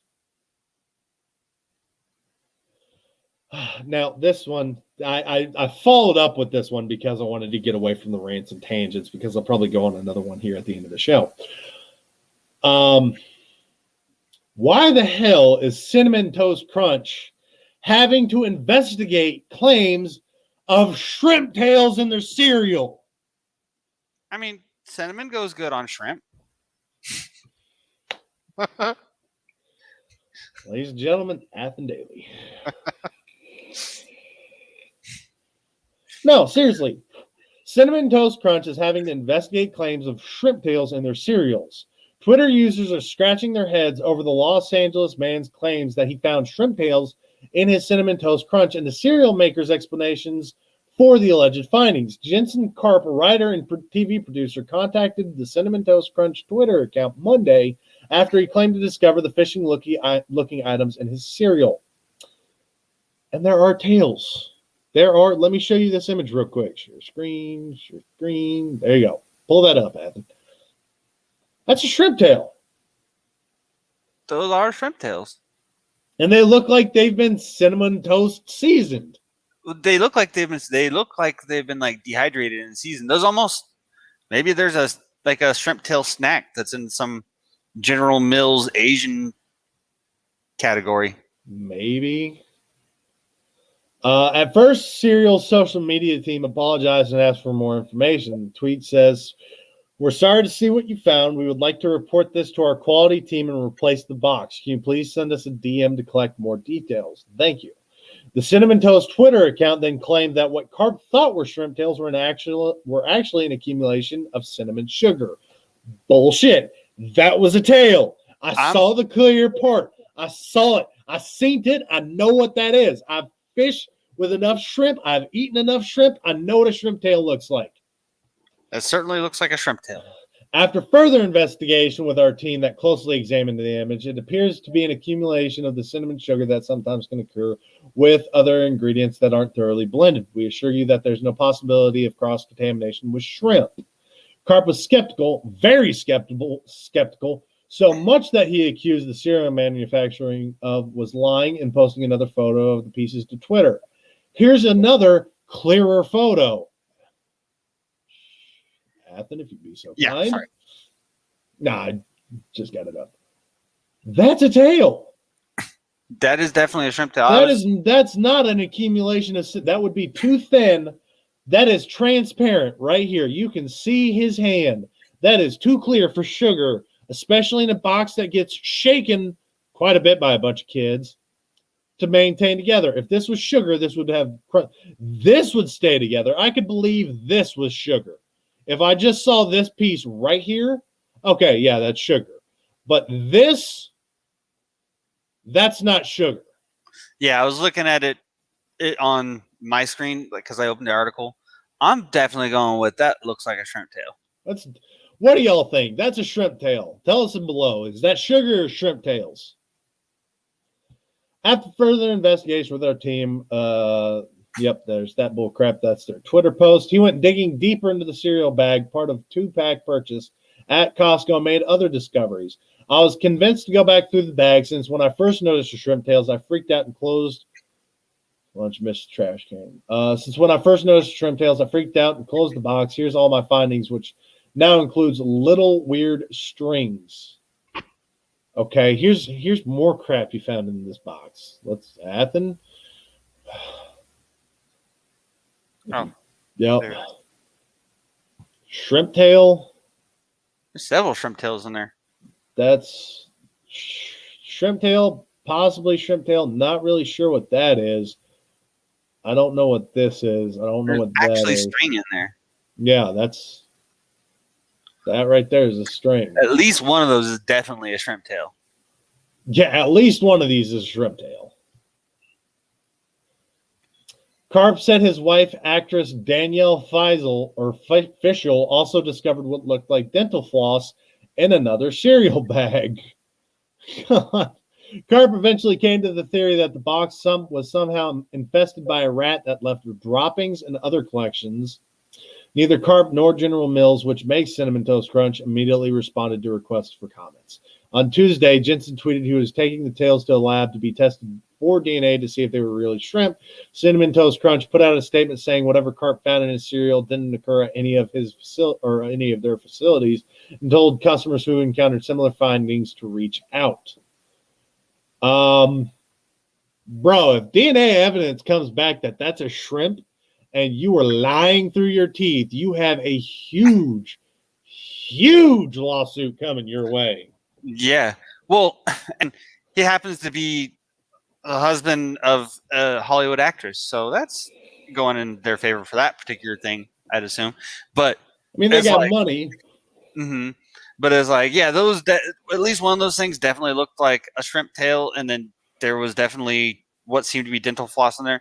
Said rats or mice might have gotten into the box. So are they talking about like in the? And I can't even see how that works because the bags I would assume are stored on like rolls, and it would be sealed at one end and then cut and then rolled forward, filled, sealed, put in the box, and all that's like. What I could see if they're including rats, I can honestly see General Mills having a rat problem for one. It's a giant cereal company, but I could see the rats getting into where the finished cereal is getting ready to be put into the bags and into the boxes. So they're hanging out there. They got unlimited food. All they got to do is keep climbing to the top. Every now and again, they go somewhere else to sleep. But that's where they eat. They go get all that cereal. They take all their food there, any things they want to have. But I could see rats carrying shrimp tails, floss, string, everything into the cereal packaging area and having contaminated the hell out of that with rat droppings, shrimp, floss, strings, everything like that. And then General Mills not paying enough attention to it and then bagging that. And now lying, saying that it's sugar. It's sugar. No, it's not. No, it's not. Mary J. Bright over here in the comments said they tried to get him to send the evidence. So, yeah, of course they're going to. That way they can be like, yeah, we tested it, came back negative, and then destroy the evidence and be like, exactly. Well, what? If somebody asks you for the evidence, never send them unless it's a photocopy. You can print it out. You can give them copies of it. Never send them the hard evidence ever. Your case will be thrown out so quick. Yeah, you get your information you need on that stuff first, and be like, okay, now that I've gotten everything I need, sure, you can have it. Or send like a piece. Like you had 2-3 tails there. Send a tail. Yeah. But send your collections to 3-4 different DNA areas. Send that out so you can have, hey, our DNA evidence, General Mills DNA evidence says it's sugar. Well, I've got 4 companies, including the one you used, which is odd, saying that it's all shrimp tails and dental floss. So that way, when you go to court, it's not just his word versus her word. It's his, hers, his, hers versus theirs. It's 4 or 5 to 1. So that way, when evidence or when they do discuss it, it's like, well, you only used one, whereas I've used many, and every single one of them says it is shrimp. I might also have to add in this kind of makes me really sad because Cinnamon Toast Crunch is like my most favorite cereal there is. Reese's Pieces. Which, unfortunately, I think is also owned by General Mills. Yeah, it is. I'm not a huge breakfast guy. I like bacon. I do like eggs every now and again, but it's like once a year. And when I do get eggs, I'll make like a dozen of them and eat them raw or hard-boiled, soft-boiled, over easy, stuff like that. I really want to learn how to make a good egg salad and make some sandwiches. Oh, yes. That's really easy, dude. I know. I'm just lazy and like cooking things that are easy because I want to spend my time doing other crap. And now Dad's back. We were trying to ask you a question earlier, Mr. Bates. But as far as with like the egg salad, it's not even that hard. It's like mayonnaise, mustard, relish, salt, pepper, a little bit of sugar, and cayenne pepper. I don't even do all that. I just take and put some cold water in a pot, put the eggs in it, turn it on to medium-high heat. When it boils, turn the water off, pull the eggs out, crack them, peel them, chop them, toss in a couple tablespoons of mayonnaise, about a tablespoon of mustard, some salt, pepper, and maybe a little bit of dill. That's it. Oh, that's right, dill. I always forget the dill. Yeah, we were trying to ask you about a dog breed earlier. If we get time at the end of the show, we will be readdressing that. Next up, we on the want second we want to find out what kind of dog that was that helped with the seizure. I wish I could. Is it gonna? I think it's gonna be one of the harder ones. Yeah, it's gonna be one of the harder ones to find. Of course, it is. Nope, there it is. Just found it. Okay, Dad, if you're still there, what kind of pause? Okay, share screen. All short right. screen. Yep. All right. Dad? What kind of dog is this? We were asking you earlier because we wanted to know because this dog saved somebody's life, and everybody wanted to know. So if you could tell us what kind of dog that is, we'd appreciate it. Thank you. Back into our articles. Kuvaz. Kuvaz. K-U-V-A-Z. All right, I gotta Google that. K-U-V-A-Z. Yeah, that is pretty on point. I told you. He knows dogs too well, man. But moving on. A Georgia man received his final paycheck of $915 and oil-covered pennies with a note that read, "Fruit you." We're trying to minimize the F-bomb here. The 91,515 coins weighed around 504 pounds and were delivered to the worker after he was forced to contact the government to get his last pay stub. I'm wondering what's the reason for all this passive-aggressive freaking hostility here. We're going to try and find out. A man from Fayetteville, Georgia, got his final overdue paycheck from a local auto shop in the form of a pile of pennies with a note that read, "Beep you." Attached to it earlier this month, Andreas Flatten received a delivery of over 90,000 1-cent coins, all soaked in greasy oil and dumped on his driveway. On March 13th, Instagram post by Flatten's girlfriend, Olivia Oxley, states that the huge chunk of change arrived 4 months after Flatten had quit his job at AOK Walker Auto Works, a Peachtree City business run by Mills Walker. First things first, when my boyfriend quit, he gave a written resignation letter complete with a 2 weeks notice. After Mills Walker of AOK Walker Auto Works continued to be the asshole he is and make a normal workday hell, making unnecessary comments about my boyfriend's daughter and just being an all-around dick, that 2 weeks turned into 5 days. Oxley explained that Walker had refused to send out Flatten's last paycheck, claiming damages to his shop. Once the word lawyer was introduced, this is what he did, Oxley wrote. My boyfriend's last paycheck was delivered to the end of the driveway in pennies at 8 p.m. on Friday. His last day was in November of last year. First things first, when he quit, he gave the written resignation, the 2 weeks notice. The owner had been making unnecessary comments about his daughter and being the dick he is. The boyfriend returned all his uniforms washed and in a box, complete with another letter as to why he was leaving. 3 months later, he was refusing to send out the paycheck, claiming damages to the shop, and they said a lawyer will be involved. We can't get you all the pennies. We can't even get all the pennies up because they're covered in some type of oil. Who the hell knows how we're going to get them out of the driveway, up into the car, out of the car again, and into the bank or a coin store. That's even if we can do that because they're covered in oil. I'm not sure what's worse, the fact that this man is so miserable he can't accept an employee leaving because he's the biggest asshole I've ever met, or the fact that he went through that much effort to get $915 worth of heavy pennies just to say, we get one a day to keep it PG-13, just to say, fuck you. I mean, couldn't he have, I used it, it's mine, Athen, you can wait till next week. I'd already used them earlier on in the show. I didn't hear him. So Fox 5 interviewed Flatten, who said he contacted the Georgia Department of Labor for assistance on his paycheck. He called his former boss's move a childish thing to do. If I've done my math correctly, 91,515 pennies come out to be about at 2.5 grams each and about 504 pounds.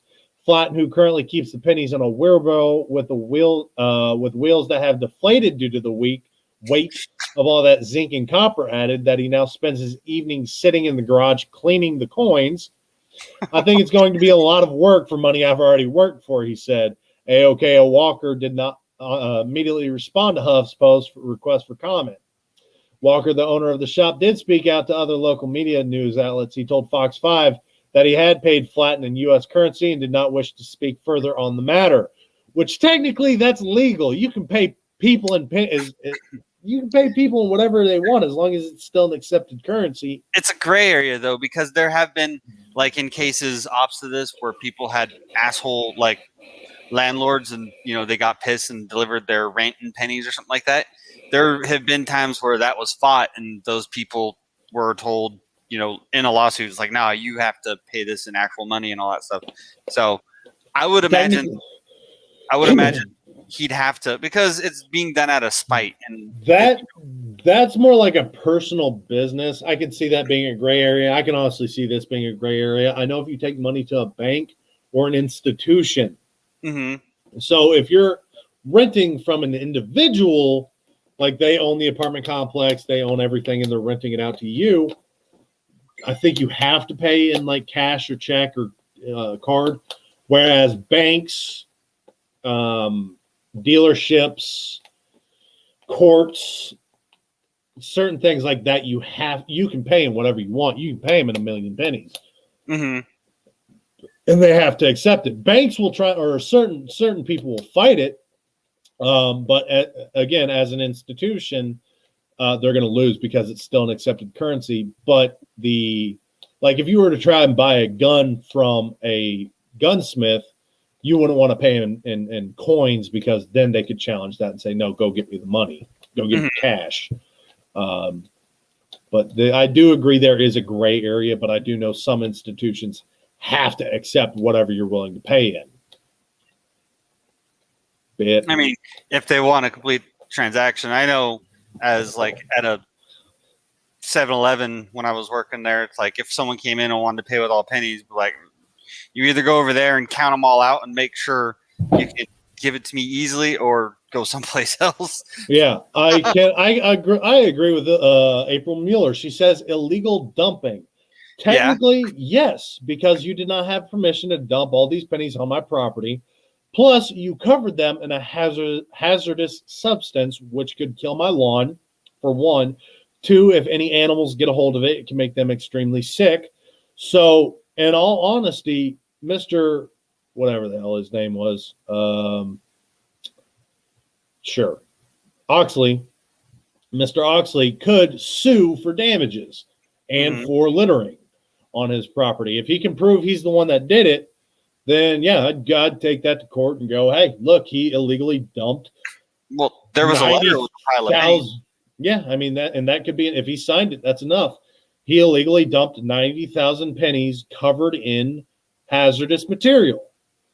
And taking that to court, not only is he going to get sued for one, trespassing, two, illegal dumping, and three, risking your lawn all damages, but he could have OSHA or another hazardous waste company come after him for illegal disposing of hazardous materials. And being that the note said, you know what it said, being that it said that adds another level of like, then there's like, okay, that's obvious contempt and there's obvious spite. So that takes it to a whole other level of the stuff. It's like paying with these 90,000 pennies, like, oh, that's all I had, versus deal with this, dude. Yeah. Yeah. This was just being petty. And if I were Mr. Oxley, I would get a lawyer still, even though you got your paycheck, but now you can take his company. And if he was that big of an asshole as you're saying he was, honestly, because that's a guy that runs a shop that's willing to lie to women and say, hey, no, you need a new transmission, new rotors, you need he's willing to steal money from people. Oh, yeah. Because he's that guy. So I would have no problems taking this guy to court, especially the oil alone was enough for me to be like, yep, nope, I will see you in court, get a lawyer. Well, I paid you. I don't care that you paid me. It's how you paid me. Yeah. So that's don't be petty. Don't be an ass. Unless you're an ass like me and I'm funny. That's just it differs. Now we've all seen what's going on with that pass that's being blocked with the giant shipping boat, right? We all know that's going on, right? Right. Well, a Florida man decided to do the same crap with his boat on the highway. That's right. March 26th, authorities in Florida said lanes of traffic on a busy highway were blocked for several hours when a 40-foot boat fell off the trailer. That's an expensive boat. It blocked That's a bad day. That's a lot of money. It's a nice boat too. It's a cigar boat. Okay. It's not a fishing boat. It's one of the nice little like go out and cruise around, cabined in, got the sleeping areas, stuff like that. It's a nice boat. And that 40-foot, dang. Yeah. So make sure when you're traveling with a boat, it's strapped down. Mm-hmm. Oh God, you farted in my face. I can taste it. That's in my mouth. Reminds me of that scene from Click with David Hasselhoff. Oh. Where he paused it, jumped up on the thing. Oh yeah. Did you shit in my salad? Yeah. A Florida woman that was the article for that one. A Florida woman was found naked in a storm drain after she had been missing for 3 weeks after she had got lost in a tunnel during a swim. 1, if you go swimming in a tunnel, you're an idiot. 2, to swim in a cave, you need special licensing and training to do that. But how did you get naked? Oh, it's Florida. Drugs. Of course it's drugs. I watched this YouTube channel called Mr. Ballin. He's a former Navy SEAL that does a bunch of videos on like crazy ways people died and places you're not supposed to go. A lot of them have to do with scuba diving. Anyways, continue on. Yeah. The naked Florida woman who rescuers pulled out of a storm drain on Tuesday had been missing for 3 weeks. Authorities said a passerby called 911 after hearing 43-year-old Lindsay Kennedy calling for help within an 8-foot pit at about 9 a.m. Police and firefighters removed the cap and lowered a ladder and a harness and pulled her to safety while holding up a white sheet to protect the woman's privacy. Huh. She was seen with dirt on her hands and feet, scraped knees, and authorities said she was so weak she couldn't stand on her own. She was lucky, Delray Beach Fire Rescue spokesperson Danny Moschella told the Sun Sentinel. I don't know how much longer she would have been okay down there. The idea that somebody might be down there for any length of time is disturbing. It's dirty, dangerous. There's snakes, rats, garbage, dirt, leaves, human waste. Anything that washes into a sewer and smells terrible. And she had been there since March 3rd. Like, so she found this tunnel and she's like, hey, I want to go swimming here. Why? It does not say that. She told investigators she had become trapped after exploring a tunnel she found while swimming in a canal near her boyfriend's home. After several turns in the tunnel system, she told the police she had become lost. Why is she swimming in a canal? And why would you go in a tunnel in a canal? What the fuck is wrong with it? It's Florida.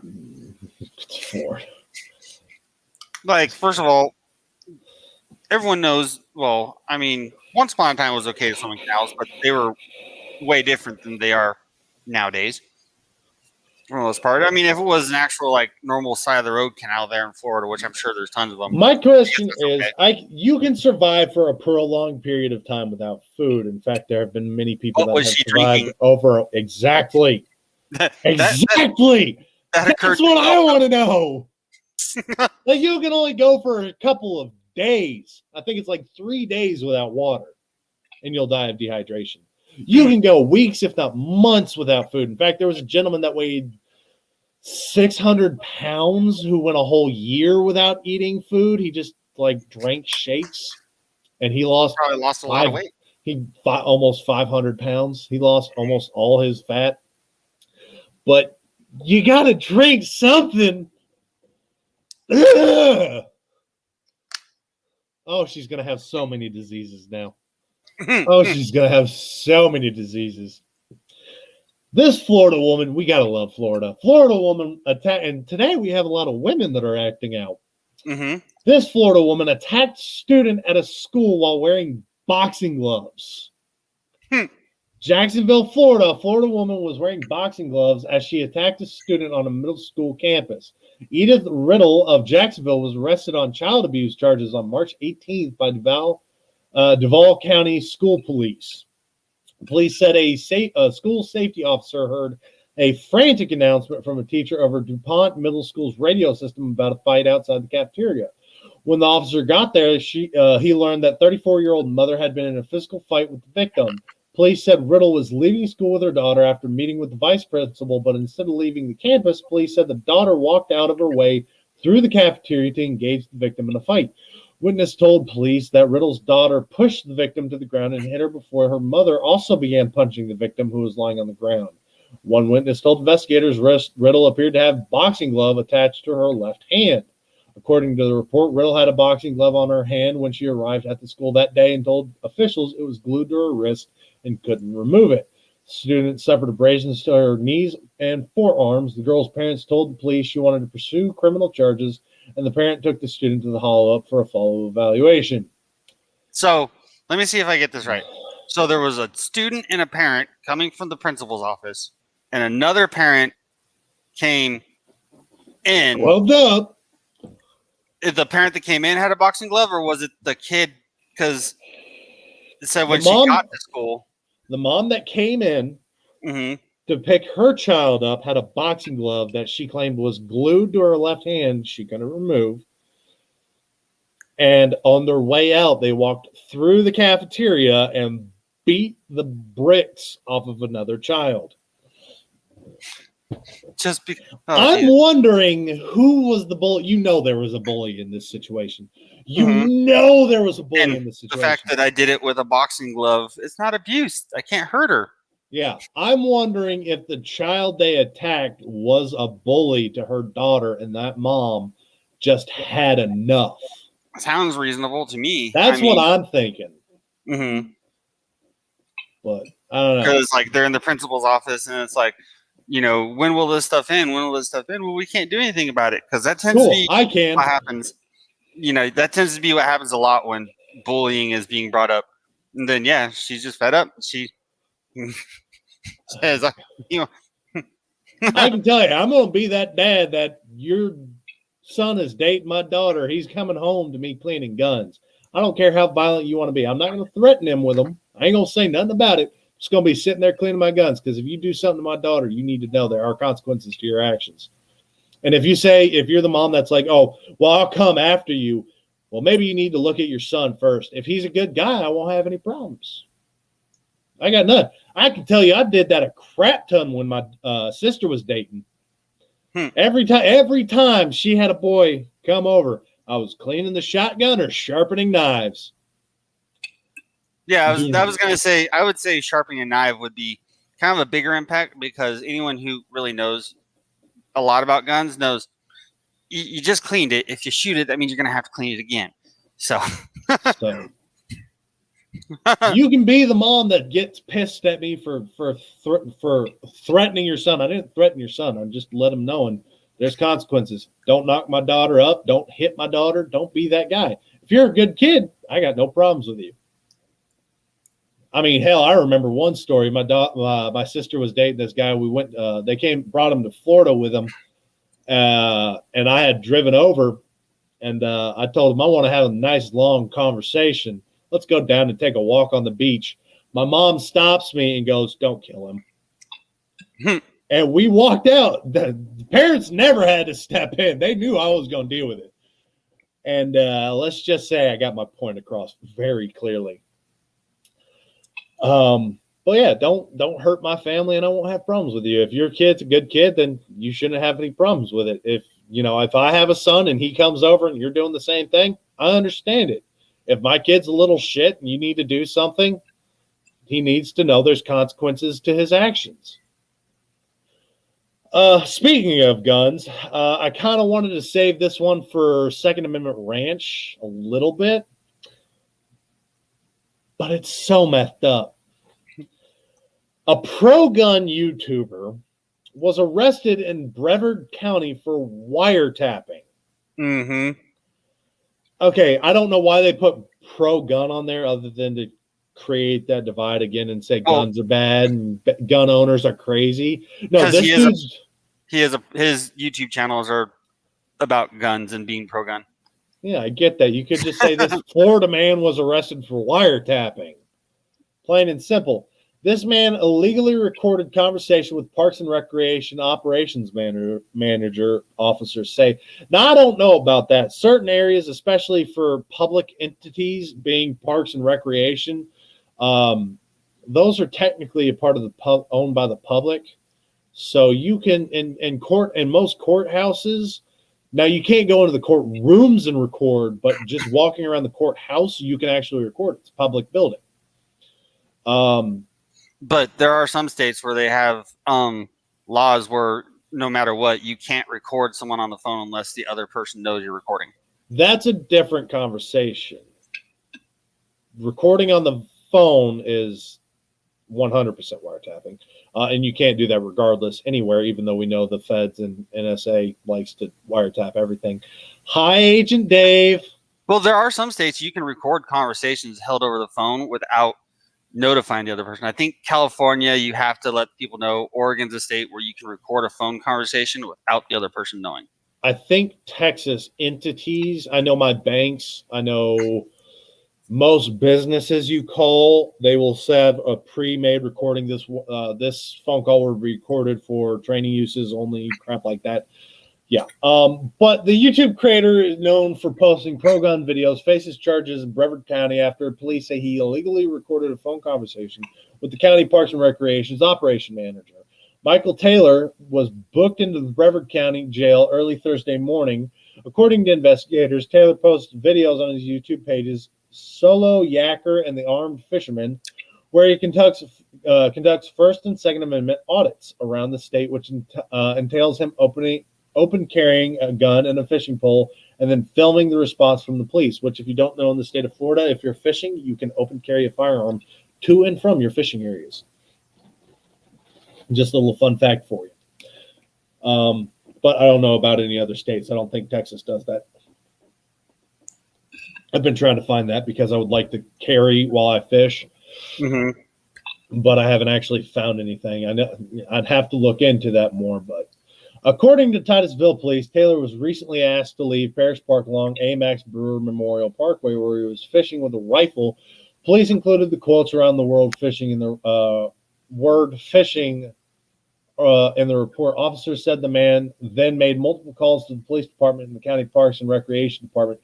Police said during one of these calls, Taylor recorded the conversation he had with Jeff Davis, the operations manager for Brevard County Parks and Recreation.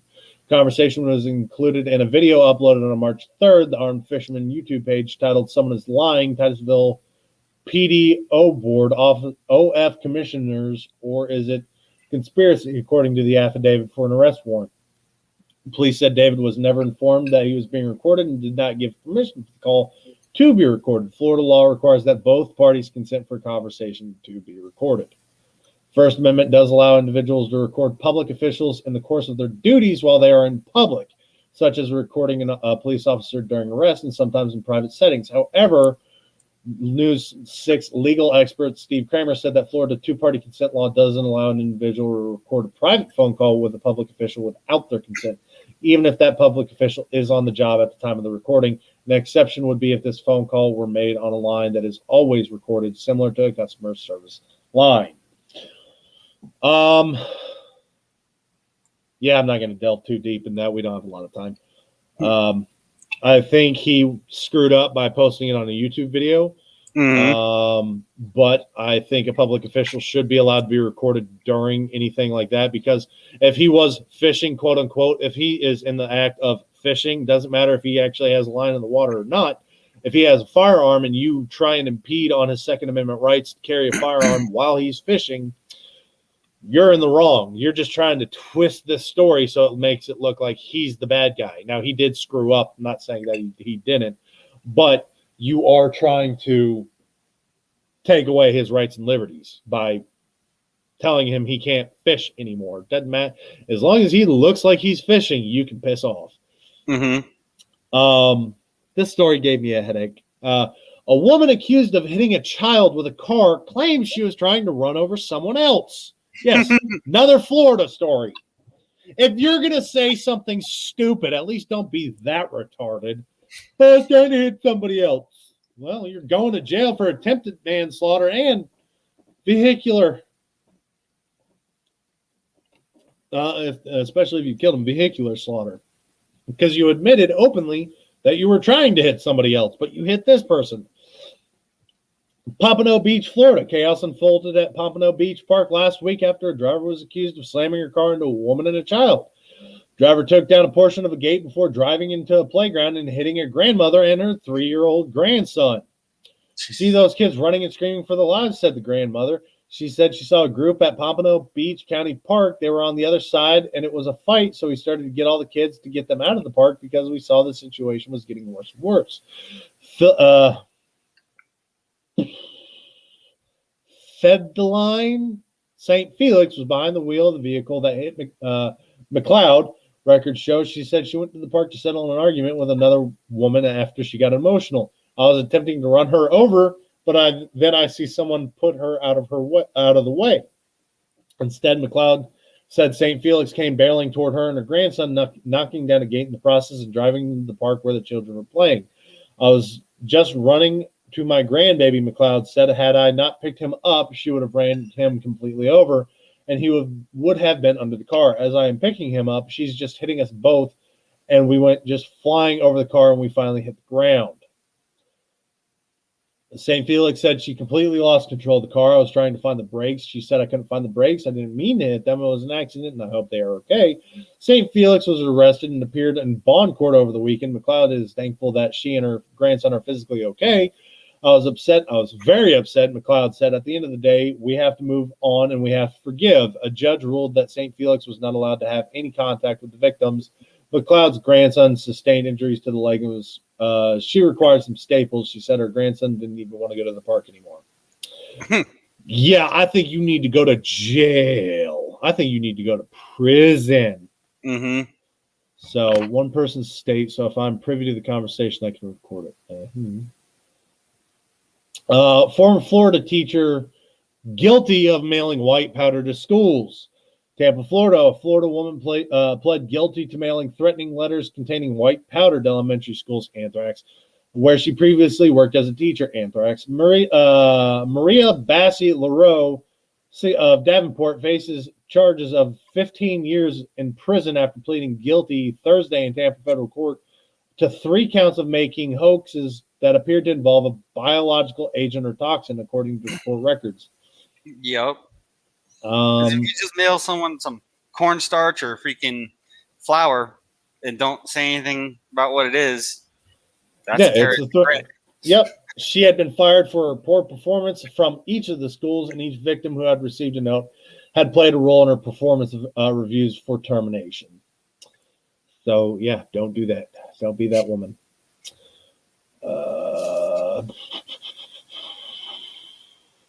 I got 3 left in 2 minutes.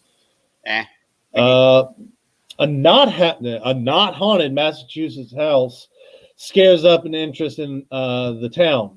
A for sale sign outside of a home in Boston area neighborhood features the words "not haunted" in big red letters. Carl. Massachusetts woman noticed something strange on the for sale sign.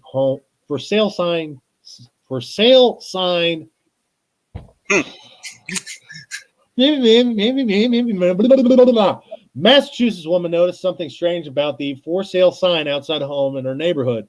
On top of the sign with the name of the broker and their contact information was a sign with words that read "not haunted" in big red letters. This just went up around the corner, and I have so many questions. Margaret Bloomstein wrote in a tweet this week that included an image of the sign. The Boston Globe reported Thursday. The house in west of Boston, but Bloomstein didn't want to say exactly where to respect the home's privacy, she said, but she reached out to the real estate agency to learn more about the sign. They knew nothing about it. The consensus is the sign is a prank, maybe played by a ghost with a sense of humor. National Guardsmen transporting the COVID-19 vaccines are held at gunpoint in Texas. Suspect is accused of stopping 3 National Guard vans, identifying himself as a detective, ordering the Guardsmen out of their vehicle, and demanding to search their vans. National Guardsman Larry Harris is accused of following a convoy of National Guard soldiers before attempting to run them off the highway with his truck several times in Lubbock County, according to the Idalou Police Chief Eric C. Williams. Harris of Willcox, Arizona, eventually turned his truck into an oncoming traffic, stopping 3 National Guard vans near Idalou. Williams said he then pointed a gun at the soldier, identified himself as a detective, ordered the guardsmen out of the vehicles, and demanded to search the vans. The guardsmen were uniformed and transporting vaccines to Matador, Texas. Idalou police responded and were able to arrest Harris without incident. Williams said he had a loaded .45 caliber Colt 1911 pistol and an additional magazine on his person and another loaded magazine in his truck. None of the National Guardsmen were injured, and the vaccines eventually made it to Matador. Why are National Guardsmen lit? Okay. Yeah, it's the National Guard. It's the National. They were unarmed.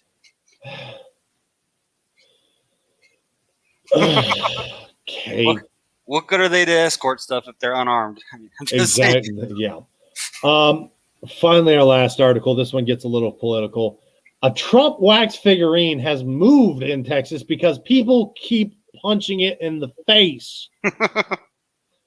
Wax figure of former President Donald Trump was removed from a display at Louis Tuzado's Waxworks in San Antonio, Texas, which San Antonio is becoming extremely liberal, because customers kept punching and scratching it. We've always had trouble with the presidential section because no matter what president it was, Bush, Obama, or Trump, they've all had people beat them. Clay Stewart, regional manager for Ripley Entertainment, told the San Antonio Express News. Ripley's owns the Waxworks. Stewart told the newspaper that Trump figure had been beaten badly enough to leave deep marks on his waxy face, necessitating the move to storage. Figure of former President Barack Obama lost its ear 6 times. Former President George W. Bush figure's nose was punched in. Yeah, I can see Obama's being, at least in Texas, I could see that one damn near being showing up missing. I can't justify any of this. It's defacing private property. It's destruction of private property. And if you have such a problem with the president, with what's going on now with your president, you've been drinking the Kool-Aid way too long.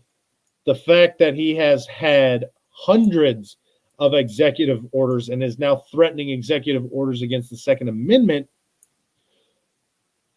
people need to wake up. But something is brewing. Something big and bad is coming. And I don't know about y'all, but I don't want to be on the side that's fighting with dildos and spatulas.